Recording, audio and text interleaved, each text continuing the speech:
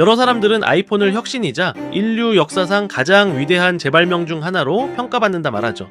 근데 발명도 아니고 재발명이란요, 말이 조금 이상하지 않나요? 스마트폰이 나오기 전엔 오른쪽 바지 주머니엔 mp3, 왼쪽 바지 주머니엔 휴대폰, 뭐 이렇게 군장처럼 바리바리 싸매고 댕겨야 했고, 사람들은 이것은 은근히 불편함을 느낀 거죠. 꼭 이러한 상황 속에 간지나는 사람이 나오는 법이죠. 검은 목폴라의 청바지를 입고 님들이 불편해하던 거 해결했습니다. 그냥 mp3와 휴대폰을 합쳐버렸다는 식으로 혁신을 단순간에 일으켜버린 거죠. 그래요, 이미 충분히 좋은 발명품 두 개를 합쳐버린, 아니 좋은 것 플러스 좋은 것은 개쌉 좋은 것이 탄생한다는 이 개념 덩어리를 세상에 발표를 한 것이죠. 그런데 이 개념 덩어리를 휴대폰에만 적용되었으면 세상은 그리 재밌게 돌아가지는 않았을 겁니다. 2009년 일찍 세상의 이치를 파악한 롯데리아는 얼른 햄버거에도 좋은 것 플러스 좋은 것은 개쌉 좋은 것이 나온다는 것을 알았던 듯이 그대로 과감히 적용시킨 것이었죠. 2009년 잼민이 시절 지금 롯데리아에서 무슨 일이 벌어졌는지도 모르며 천진난만하게 저는 자주 이빨에 땜빵질을 하러 댕겼는데, 치과 진료가 끝나면 치과 옆 건물에 위치한 롯데리아에서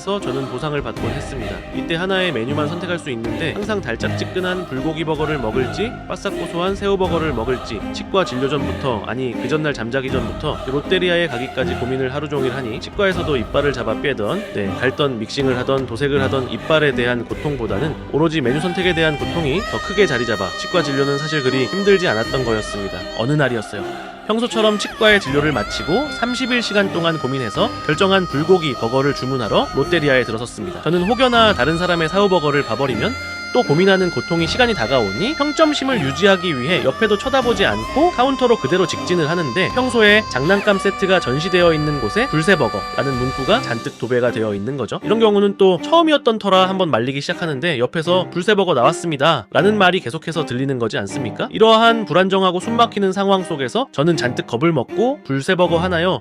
라고 외쳐버리는 대형 사고를 저질러 버린 것입니다. 그 순간 몸에 힘이 쭉 다 빠지고 멘탈이 다 털린 상황 속 치과의 고통을 참았던 27분의 시간이 허무하게 느껴지는 순간인 거죠. 자, 오늘만은 진동벨이 안 울렸으면 좋겠다라는 생각으로 기다리는데, 지금까지 들었던 진동벨 중 제일로 슬픈 진동소리를 듣게 되었고, 그렇게 이름도 모르는 처음 보는 녀석을 만나게 되었습니다. 한숨을 쉬며 포장지부터 까서 제꼈는데 햄버거처럼 생기지 않은 모습에 한 번 더 실망감을 가진 것이었죠. 도저히 용기가 나지 않아 불새버거의 포장지만을 열어놓고 놓은 후 감자튀김을 먹으며 두리번 거리고 있었는데 어디선가 익숙한 풍채가 느껴지는 겁니다. 아니, 불새버거 안에 새우 패티와 불고기 패티가 길쭉한 빵 사이에 같이 화합의 장을 펼치고 있는 것입니다. 지금 이 상황이 몰카인가? 내 주위의 사람들이 전부 다 NPC인가? 아니면 내가 트루먼쇼를 겪는 건가? 도대체 이 상황을 의심부터 하며 확률 분포표상에는 있을 수 없는 불고기와 새우가 만난 기적의 조합, 불고기 소스의 달콤 짭조름함과 탱글한 새우 패티의 쫄깃한 식감이 내 혀끝을 춤추게 할 상상을 하니 감자튀김 쪼가리를 내팽겨치고 얼른 불새버거님을 포근하게 잡았습니다. 이 순간에도 잠깐 내가 알던 맛들이 아닐 거라는 의심이 강하며 설마 제발 맛있기를 기도하며 입으로 베어무는 순간 새우 패티에 바삭한 튀김옷이 경쾌한 하여름을 내며 입안에서 미세한 진동을 발생시키고 얇고 고소한 튀김층이 바다의 촉촉한 속살을 감싸며 대조적인 식감이 혀를 자극하며, 이것은 내가 늘 먹었던 새우 패티가 맞음을 안심하며 계속해서 씹을수록 새우와 생선살이 부드럽게 부서지며 감칠맛이 층층이 퍼져나가고 해산물 특유의 깊은 풍미가 혀의 후방까지 확장되는데, 튀김의 고소한 지방산이 혀 위에서 천천히 녹아들며 감칠맛의 파장을 형성하고 바다향이 미세한 기체 입자로 퍼지면서 후각과 미각이 동시에 반응함과 동시에 크런치한 텍스처가 음파 공밍을 일으키듯 쾌감을 선사하며 마지막까지 입안을 감도는 여우는 마치 혀와 코가 동시에 해양 탐험을 떠난 듯한 기분을 선사하며 단순한 한 입이 아닌 완벽한 미각적 경험으로 마무리되나 싶었는데, 그대로 바로 이어지는 불고기 패티를 한 입 베어 무는 순간 불향이 혀를 감싸며 깊고 풍부한 풍미가 퍼지는데, 씹을수록 패티의 섬유질이 부드럽게 풀어지고 육즙과 지방산이 혀 위에서 자연스럽게 유화되며 감각적 만족감을 극대화하며 단맛과 짠맛이 황금 비율이 1대 0.618로 조화를 이루며 혀 위에서 마치 삼각함수가 무한으로 수렴하는 듯한 감칠맛의 파도가 일어난다. 겉은 바삭하고 속은 촉촉한 텍스처의 대비가 미각적 긴장감을 형성하며 패티의 단백질과 지방이 혀를 완벽하게 코팅해 씹을수록 다층적인 풍미가 깊어짐과 동시에 불향이 코를 타고 올라와 대뇌 변형애를 직접 자극하며 향기만으로도 침샘을 폭발시키는 강렬한 화학적 공격을 하며 이 아밀라이젠 성분을 조합을 따져 육즙과 버터와 소스의 점성이 혀에 완벽하게 밀착되면서 혀 전체를 감싸는 맛의 파도 효과를 만들어내고 씹는 속도에 따라 감칠맛의 흐름이 달라지는 신기한 경험을 선사하며 마지막까지 입안에 남아있는 불향과 감칠맛이 미각 신경망을 재구성하는 듯한 착각을 일으키며 한 입만으로도 강렬한 인상을 남긴 거였던 거죠. 또한 그날은 신기한 점이 풀리지가 않는 날이었는데 보통 햄버거의 중요한 소재거리인 만큼 불고기 패티와 새우 패티를 층층이 위로 쌓을 생각을 할 텐데 이것은 그대로 직렬 구조로 엮어서 오히려 새우 패티를 먹고 남은 여운을 불고기 버거로 마무리를 짓는 역할을 수행할 수 있게 기초 지반을 만들어준 것이죠. 또한 한때 친구들 사이에서는 새우 패티부터 먹는 선세 후불 그룹과 불고기 패티부터 먹는 선불 후사의 그룹으로 나뉘어 서로 대립 경쟁을 펼치곤 했는데 저는 새우 패티부터 먹는 선세 후불패 속해 있었습니다. 사실은 맨 처음 불새버거를 접했을 때 선세 후불 방식을 접해서인지 가장 익숙한 맛이 가장 맛있는 맛이다 라고 생각이 된 것도 있지만 선세 후불 방식과 선불 후사의 이 두 가지 방식을 둘 다 실험해본 결과 저는 새우에서 불고기로 넘어가는 이 순간에 입안에 이미 가득한 희마리 없이 남아있는 새우 패티의 흔적들과 입안 온통에 난장판이 되어 있는 타르타르 소스가 불고기 패티를 먹으면 이 타르타르의 연두색과 불고기 소스의 갈색이 만나 합쳐지면 빨강 77.65%, 녹색 54.12%, 파랑 7.06%로서 황토색이 탄생되는데 소스에서의 이 색상은 가장 맛있는 절정에 이르렀을 때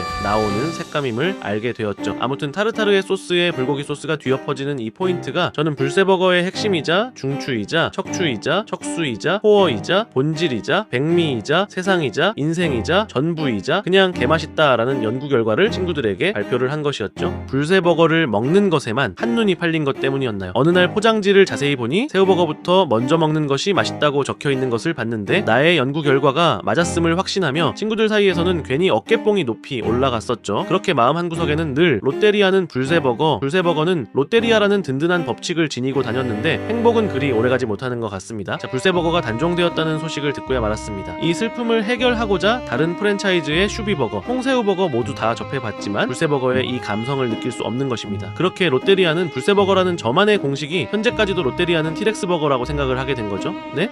맞아요. 저는 불새버거를 잊어버렸습니다. 현재는 티렉스버거 너무 좋습니다. 알라뷰 티렉스.